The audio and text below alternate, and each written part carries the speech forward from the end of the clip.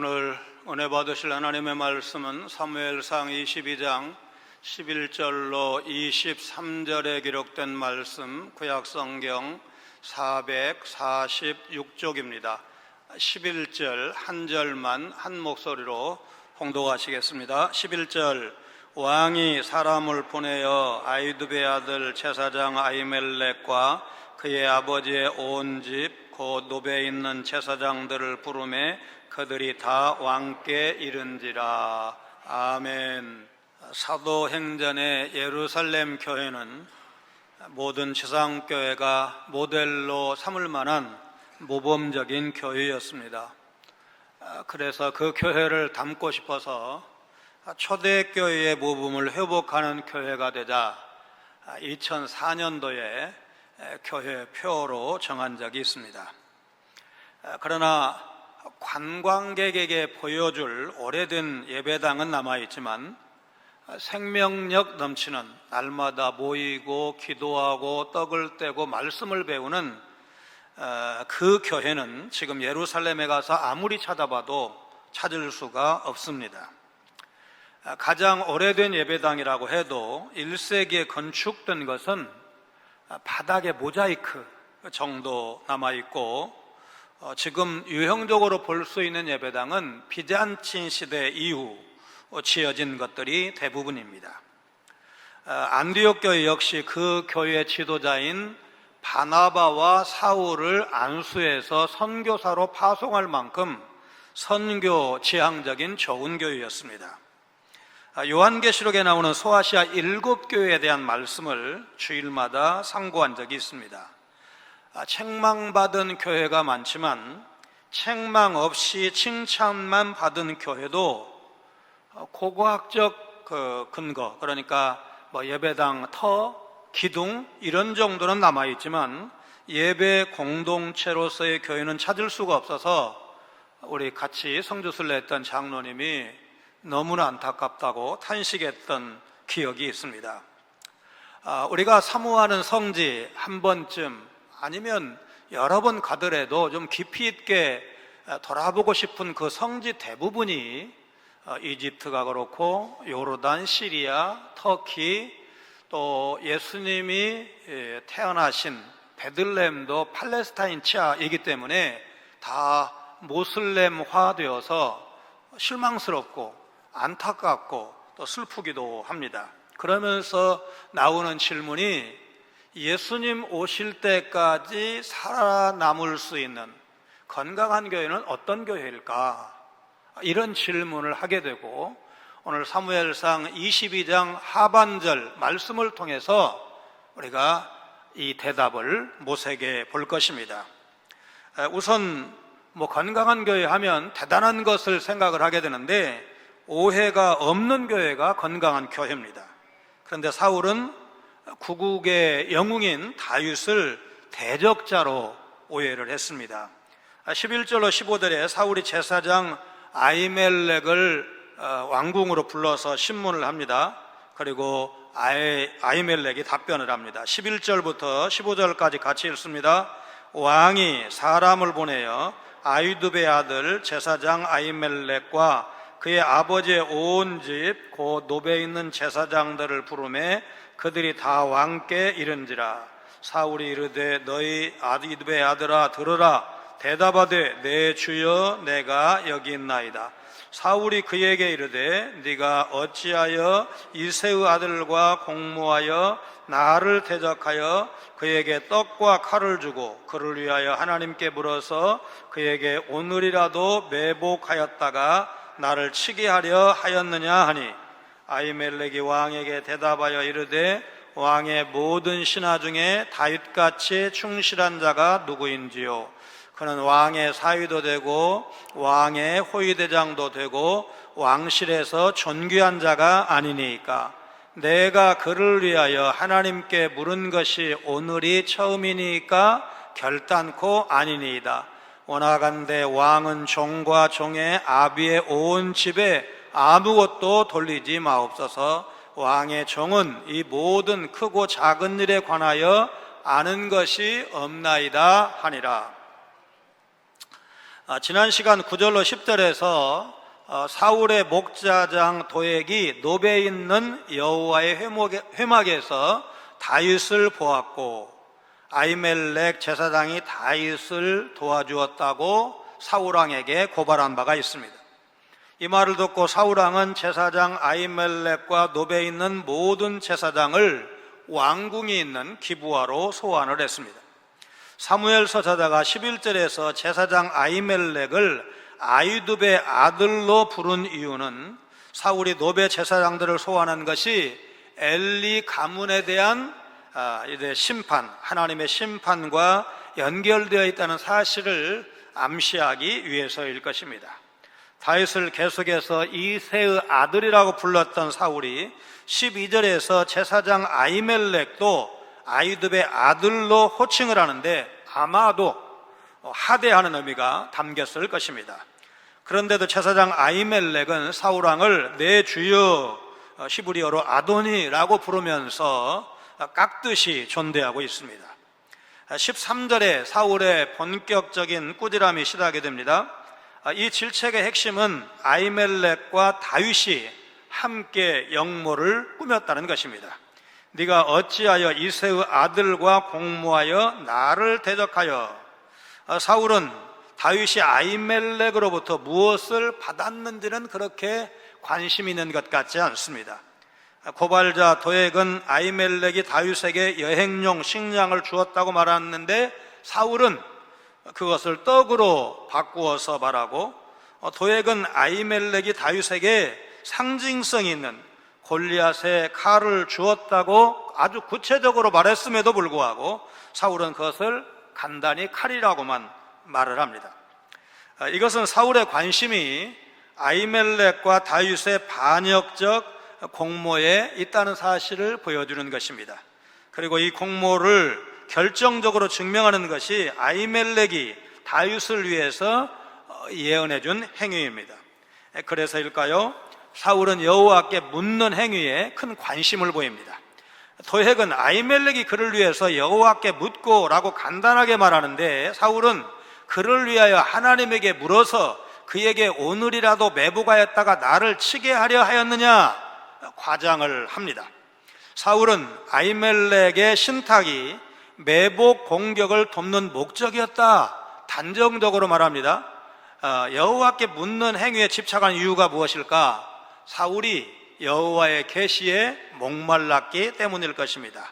자, 신탁이라는 말을 썼는데 이 말은 신이 사람을 통해서 그의 뜻을 나타내거나 인간의 물음에 대답하는 일, 이렇게 사전에 풀이가 되어 있습니다. 사무엘과 결별한 후에 사울은 하나님의 음성을 제대로 들을 수가 없었습니다. 엘리 가문 제사장인 아이야와 에봇을 통해 물어봤지만 에봇도 응답하지 않았습니다. 답답하니까 엔돌의 신접한 여인에게 찾아가는 이야기를 앞으로 우리가 또 살펴볼 것입니다. 그런데 제사장이 다윗을 위해서 신탁을 얻어줬다는 사실은 사울이 많이 괴로운 그런 장면인데, 더군다나 제사장은 왕을 위해서 신탁을 구해주는 사람이고, 그래서 도망자 다윗을 위해서 신탁을 구해주었다면 이 사울 입장에서 봤을 때는 이게 굉장히 괴롭고 미칠 노릇일 겁니다. 사울의 추궁에 아히멜렉이 대답을 하는데 즉문즉답, 말하자면 정곡으로 대답을 하지 않습니다. 다윗의 모든 신하 중에서 가장 충실한 자이고 왕의 사위이며 동시에 왕의 핵심 신하들 중에서도 우두머리이며 왕실에서 존중받는 자가 아닙니까? 자, 여러분, 이 말씀은 아히멜렉 제사장이 자신을 변호한 말일까? 아니면 다윗을 역성 들어주는 말일까? 겉으로 보기에는 자기를 변호하는 말로 보입니다. 아히멜렉이 다윗을 도운 이유는 그를 사울의 충성된 신하라고 생각했기 때문이라는 것입니다. 그러니까 자신을 속았다는 거죠. 그러나 조금 더 생각해 보면 아히멜렉은 자신이 아니라 다윗을 변호하고 있음을 알 수가 있습니다. 사울이 다윗을 싫어하니까 이새의 아들을 그렇게 불렀고, 도액도 그 비율을 맞춰서 이새의 아들이라고 불렀는데, 아히멜렉 제사장만큼은 다윗이라는 이름을 정확하게 들어서 그를 변호했습니다. 만약에 아히멜렉 제사장이 다윗에게 속았다고 생각했다면 그는 사울에게 자신의 억울함을 직접 호소했을 것입니다. 전하, 제가 속았습니다. 다윗 그자가 전하의 비밀 작전을 수행한다고 해서 그런 줄로만 알았습니다. 통촉하시옵소서. 이럴 것 같은데 그렇게 말하지 않았습니다. 다윗은 최고의 충신이고 왕의 사위이고 최측근이며 왕실 사람들도 다 그를 존경합니다. 객관성이 높은 말로 다윗을 칭찬하는 말을 사울 앞에서 하고 있습니다. 이와 같은 아히멜렉의 대답은 자신이 다윗을 의도적으로 도왔다는 사실을 암묵적으로 인정하는 것입니다.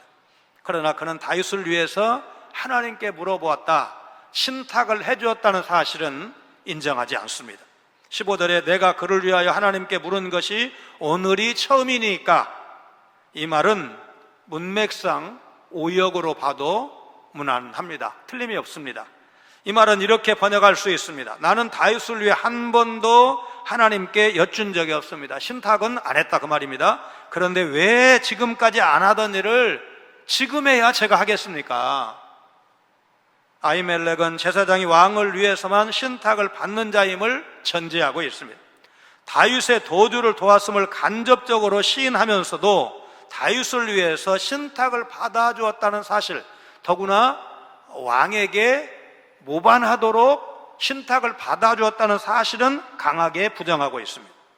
그리고 자신과 자신의 아비의 집에 원한을 갖지 마시옵소서 왕에게 요청을 합니다. 아히멜렉은 왕이 말한 신탁에 대해서는 크고 작은 일에 관하여 큰 일이든 작은 일이든 아는 바가 없습니다. 한 일이 없습니다. 주장하고 있습니다.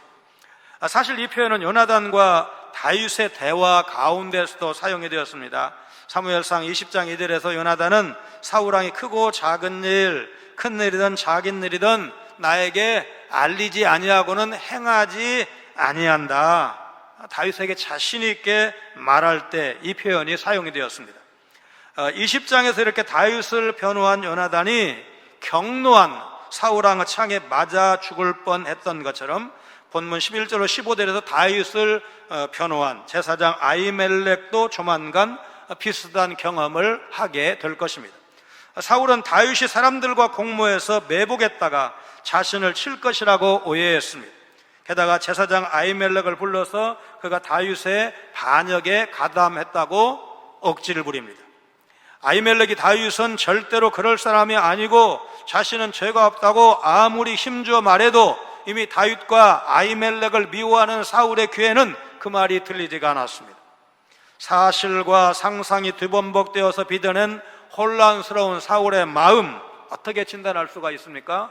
하나님의 영, 성령이 떠나면 이렇게 되는구나 하는 사실을 알게 됩니다. 세상에 많은 비극이 오해에서 비롯된 경우가 상당히 많습니다.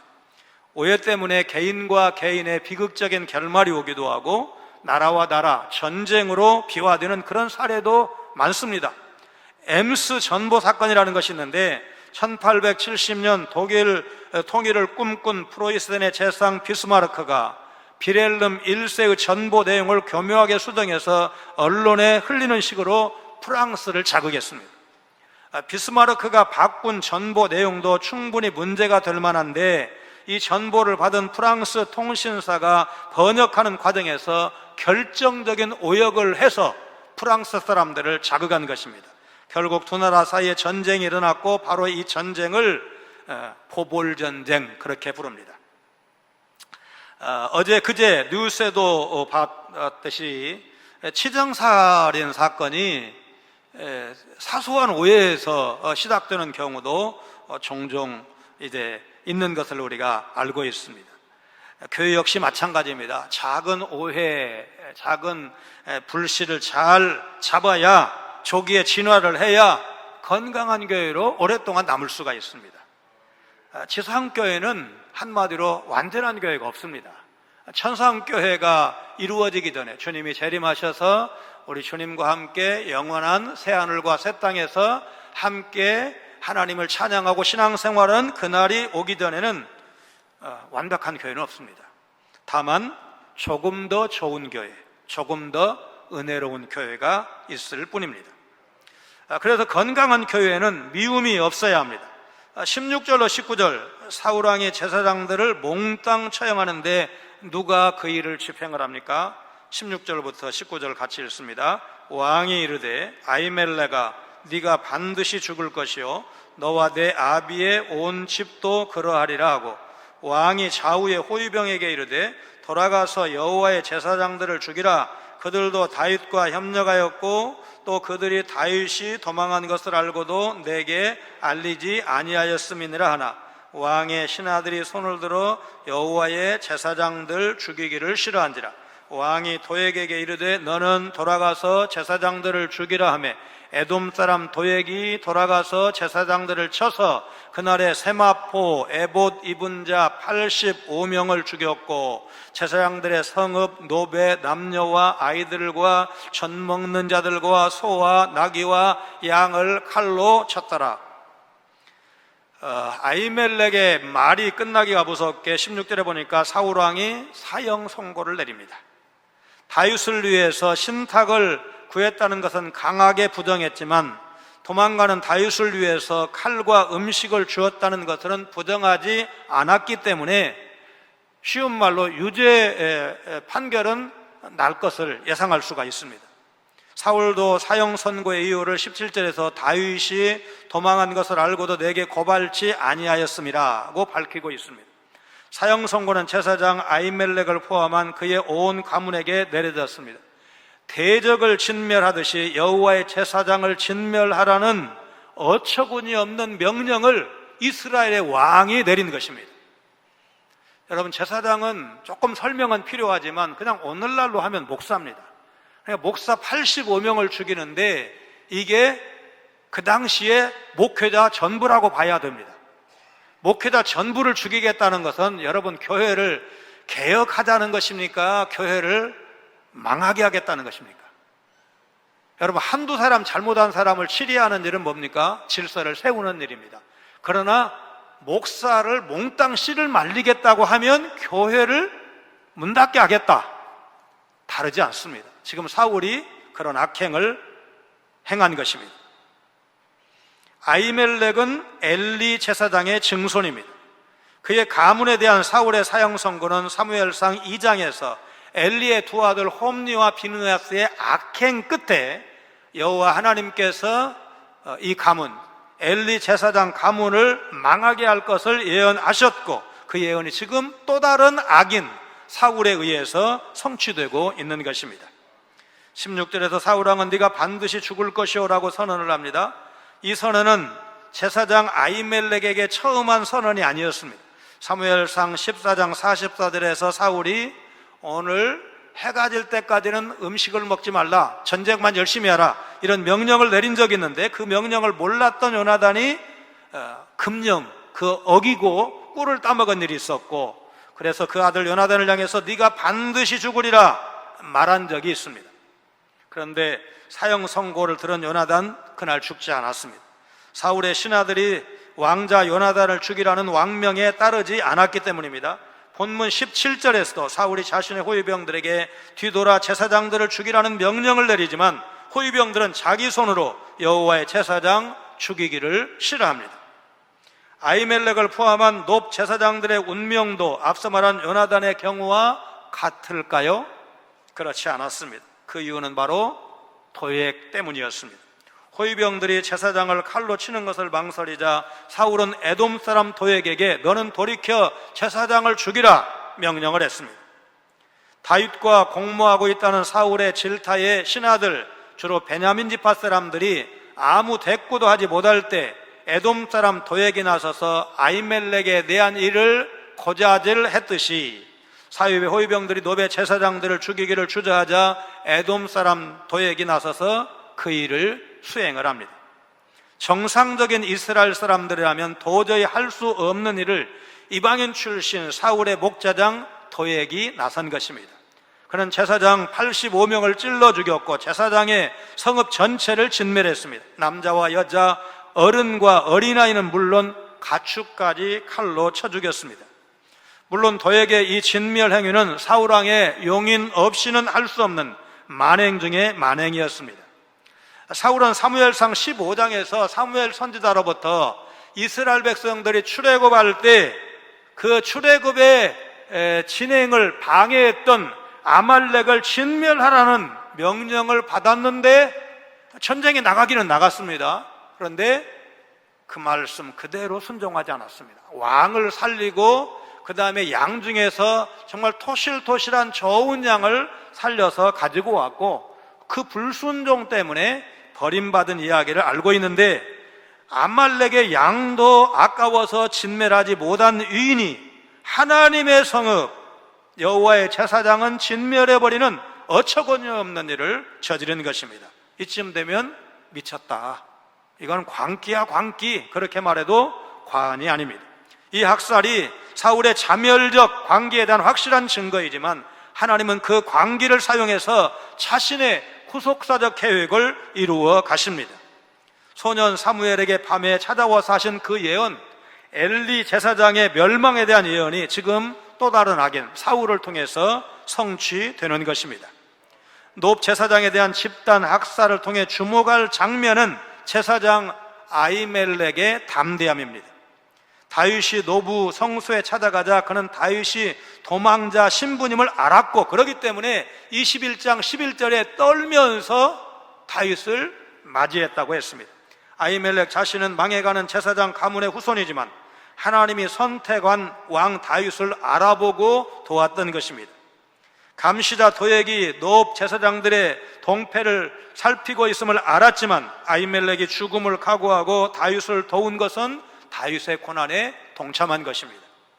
생각해보면 이 장면은 엄청난 용기가 필요했던 일이었습니다.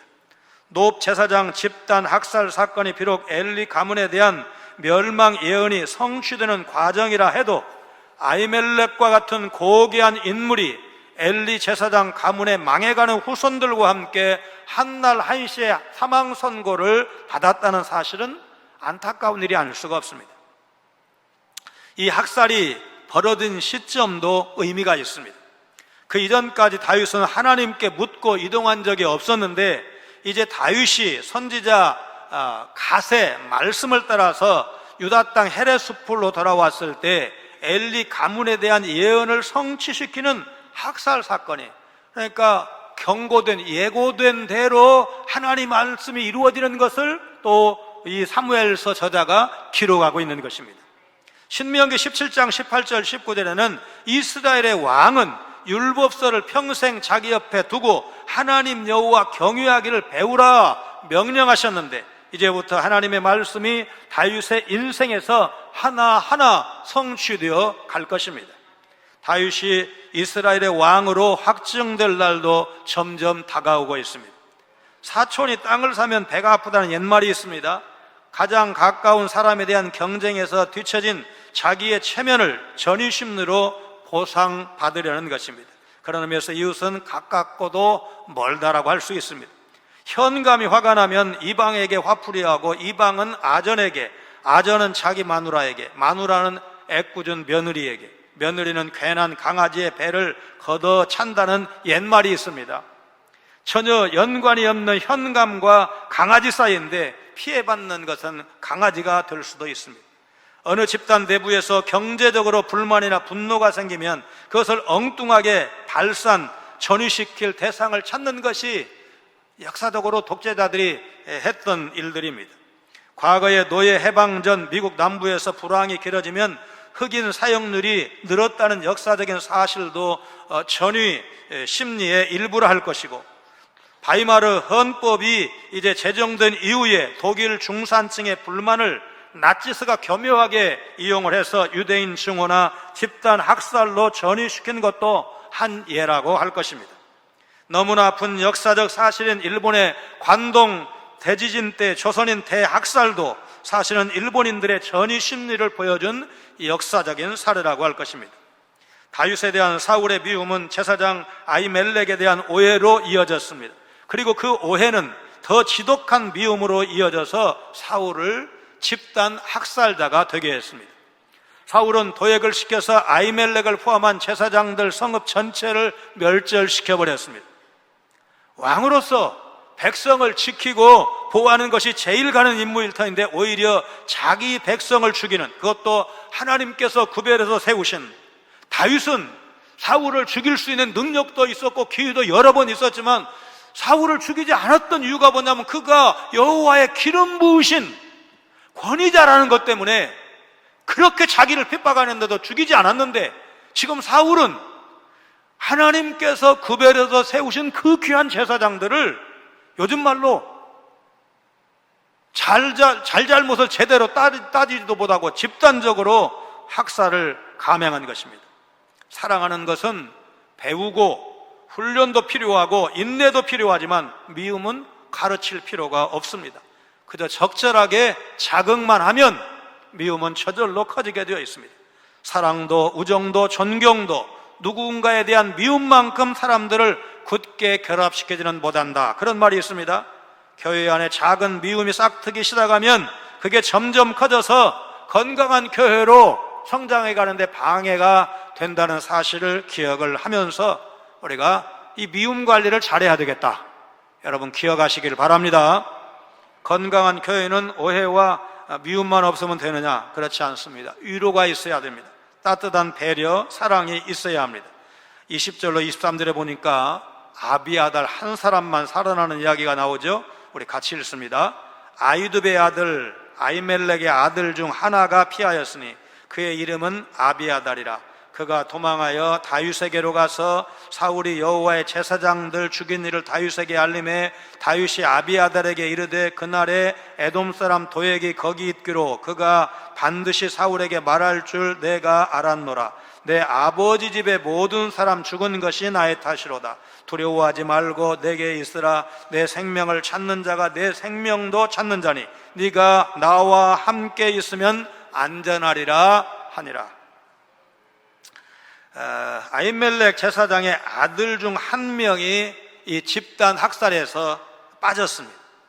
그 과정이 오늘 본문에 분명히 설명되어 있지는 않지만 아마도 아히멜렉 제사장이 소환령을 왕이 제사장님들 다 끌고 오라고 했습니다, 이 얘기를 들었을 때 상황이 심상치 않다고 생각을 하고, 제사를 쉴 수는 없으니까, 하나님 예배하는 일을 쉴 수는 없으니까 만에 하나를 대비해서 아들 하나를 뺐을 것이고, 그가 다윗에게 간 것으로 봐서 이거는 단순한 추측이 아니라는 것을 알 수가 있습니다.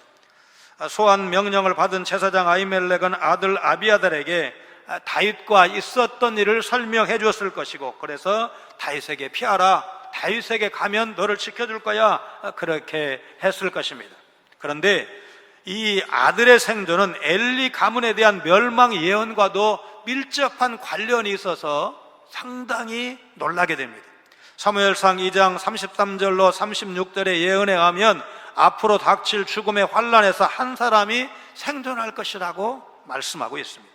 공교롭게도 놉 학살 사건에서 생존한 사람의 이름이 나의 아버지는 나를 통해 생존할 것이다, 그런 뜻을 갖고 있는 아비아달입니다.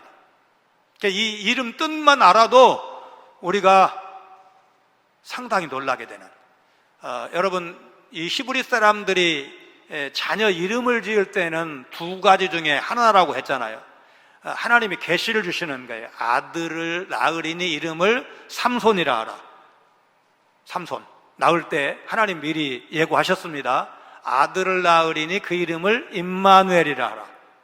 예수님 낳기 전에 미리 하나님께서 예언해 주셨습니다. 그 다음에는 신앙 고백으로 이름을 짓는 거예요. 아들을 낳았어요, 딸을 낳았어요, 소원을 가지고 하나님께 이름을 짓는 겁니다. 하나님, 이 아들이 믿음의 사람이 되게 해주세요. 이 딸이 하나님께 사랑받고 사람들로부터도 귀하게 여김을 받는 그런 믿음의 사람이 되게 해주세요. 이런 소원을 가지고 이름을 짓는 겁니다. 그런데 아비아달, 나의 아버지는 나를 통해 생존할 것이다. 그래서 이제 엘리 제사장 가문이 다 멸망할 때도 한 사람이 살아남을 것이고, 그래서 살아남았어요. 나중에 다윗이 왕이 되었을 때도 제사장으로, 그 다음에 솔로몬이 왕이 될 때는 이 아비아달이 그 솔로몬 편을 들지 않습니다. 왜냐하면 솔로몬이 큰아들 아니잖아요. 그러니까 이제 편을 들지 않는데, 이렇게 되면 어떻게 됩니까? 사실은 이제 목 베일 일이거든요. 그런데 솔로몬이 복패지 않습니다. 왜냐하면 아버지와 약속을 솔로몬이 지킵니다. 다윗에게 간 아비아달은 놉 사람들에게 발생한 비극을 그대로 보고를 합니다. 그러자 다윗이 새로운 사실을 22절에서 실토합니다. 그날에 에돔 사람 도액이 거기 있기로 그가 반드시 사울에게 말할 줄 내가 알았노라. 다윗이 놉을 방문했을 때 도액이 그곳에 있었다는 것입니다. 21장을 우리가 두 번에 걸쳐서 이제 살펴봤는데, 아비멜렉 제사장과 다윗이 대화할 때 도액이 듣는 것을 전제하고 둘이 대화를 주고받았다. 우리가 이제 둘만 대화하는데 누군가가 듣고 있으면 그걸 의식해서 얼굴 표정으로는 딴소리, 이게 아니야 그렇게 말하면서 입은 다르게 말하자면 이 사람 들으라고 일부러 말하는 그런 경우를 염두에 두면 아마 이 장면을 이해하실 수가 있을 겁니다. 어쨌든 명시적으로 21장에서는 도액이 그 자리에 있었다는 것을 알 수가 없는데, 이제 22장에서 다윗의 입을 통해서 도액이 있었다는 것입니다. 다윗은 마치 사울의 비밀 작전을 수행 중인 것처럼 연극을 했었습니다. 혹시 다윗이 놉에 들렀다는 사실이 감시자 도액을 통해서 사울 왕의 귀에 들어갈지라도 자신은 어차피 도망자이지만 제사장만큼은 피해를 입으면 안 되니까 일부러 그렇게 했던 건데 실패한 겁니다. 도액은 광기 어린 사울왕을 기쁘게 하려고 거짓말을 섞어가면서 제사장 아히멜렉을 중상모략했습니다. 이 때문에 다윗은 놉 제사장들이 집단으로 살육당한 것을 자기의 탓이라고 여겼습니다. 다윗의 인생 풍파 가운데 가장 가슴 아픈 사건일 것입니다.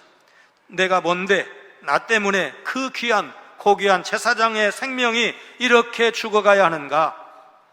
특별히 아히멜렉 제사장의 용기 있는 희생을 보면서 자신이 어떤 군주가 되어야 하는지 많이 생각했을 것입니다. 그러나 다윗은 슬픔에 잠겨 있을 수만은 없었습니다. 공포에 떨고 있는 아비아달에게 두려워 말고 내게 있으라, 자기 생명을 다해서 그를 지켜주겠다고 약속을 합니다. 그 후에 아비아달은 다윗을 위해서 일하는 제사장이 됩니다. 앞으로 다윗을 위해서 하나님의 뜻을 충실히 구해서 줄 것입니다. 사울은 놉의 제사장들을 몰살하고 자기의 대적 다윗에게 에봇을 가진 합법적인 정통성 있는 제사장 한 명을 선물한 셈이 되고 말았습니다. 코로나로 아버지를 잃은 영국의 매트 파울러는 큰 슬픔에 빠져서 하루하루를 보냈습니다. 날마다 템즈강을 바라보면서 아버지와의 추억을 그리던 매트는 강변에 있는 긴 벽에 붉은 하트를 그리고 아버지의 이름과 추모하는 메시지를 적었습니다. 코로나로 가족을 잃은 아픔을 경험하는 사람들이 점점 늘어나는 것을 보고 안타까운 마음이 들었던 매트는 매일 저녁 템스강변에 나가서 벽에 여러 모양의 하트를 그렸습니다. 사랑하는 사람을 잃은 사람들이 잠시나마 위안을 받기를 바라는 그런 마음에서였습니다. 매트는 아무 말도 없고 하트만 그릴 뿐이었지만 강변의 하트를 발견한 사람들은 저마다 약속이라도 한 듯이 사랑하는 사람의 이름을 적고 추모하는 메시지를 적었습니다. 몇 달 만에 템스강의 콘크리트 벽은 20만 개 넘는 하트와 추모의 메시지로 가득했습니다. 코로나로 인해서 혼란한 시대에 많은 사람이 고통과 고난을 겪고 있지만 그럼에도 그들이 가장 희구하는 것이 무엇이겠습니까? 바로 사랑 아니겠습니까? 어려운 시대를 극복하며 이겨나갈 힘, 사랑밖에 없습니다. 이 시대에 아무리 많아도 환영받는 교회가 있다면 그 교회는 바로 사랑이 넘치는 교회일 것입니다. 사울은 오해와 미움으로 제사장들과 그들의 성읍을 멸절시켰으나 미래의 이스라엘 왕 다윗이 보여주는 모습은 사뭇 달랐습니다. 다윗은 사울의 대량 학살에서 가까스로 벗어나 자신에게로 도망온 아히멜렉 제사장의 아들 아비아달을 위로하고 품어주었습니다. 아둘람 공동체로 몰려온 사회적 약자들, 소외된 사람들을 한 사람도 포기하지 않았습니다. 그리고 그 비극의 책임이 자신에게 있다고 인정하면서 아비아달과 함께 이제 그를 보호해주고 그를 위로해주고 그와 함께했습니다. 다윗이 왕으로서 성군으로서 면모를 차츰 갖춰가는 모습입니다. 이 모습이 바로 건강한 교회의 지표가 아니겠습니까?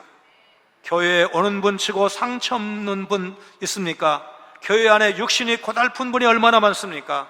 그럼에도 불구하고 교회는 많은 오해와 미움으로 상처받은 사람을 감싸 안고 위로해주는 따뜻한 공동체가 될 때 하나님께서 기뻐하시고 그 교회에 오는 성도들이 그래도 위로를 받고 행복할 것입니다. 다윗처럼 소외된 사람들, 연약한 지체를, 위기에 빠진 사람들을 외면치 않고 돌아봄으로 더 건강해지는 교회가 되는 것을 우리가 목표로 삼아야 합니다.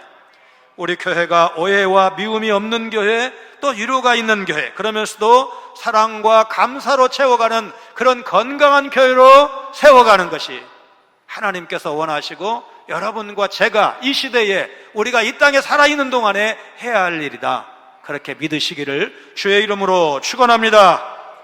거룩하신 하나님, 다윗의 아둘람 공동체에 모인 그 시대의 어려운 사람들처럼 오늘 여러 가지 아픈 사연을 갖고 모인 우리, 하나님 긍휼히 여겨주시기를 원합니다.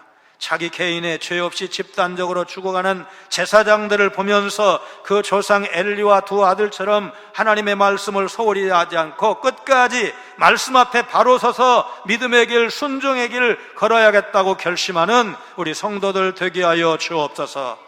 이스라엘의 대적자를 진멸하라는 여호와의 명령에는 순종하지 않고 죄 없는 여호와의 제사장과 그 골까지 멸절시키는 성령이 떠난 사람, 사울을 반면교사 삼아 우리 인생 마지막 날까지 하나님만 바라보며 말씀 앞에 철저히 순종하는 믿음의 사람들, 성령의 인도함을 받는 믿음의 사람들 다 되게 하여 주옵소서. 오해와 미움은 교회의 공동체를 파괴하지만 위로와 따뜻한 격려가 있는 교회를 우리가 세워가야 한다는 사실, 우리 모두가 이 어둠의 시대에, 절망의 시대를 위로하는 그런 교회 공동체 만들어 가야 한다는 사실을 마음속에 새기고 우리 모두가 위로자가 되게 하여 주옵소서. 따뜻하게 위로하고 사랑하고 섬김으로 말미암아 낙심했던 사람들이, 절망했던 사람들이 교회에 오면 복음 위에 서고 말씀 위에 서고 이제 사랑하며 섬기며 행복하게 신앙생활할 수 있도록 하나님 우리를 사용하여 주옵소서. 예수님 거룩하신 이름으로 기도하옵나이다. 아멘.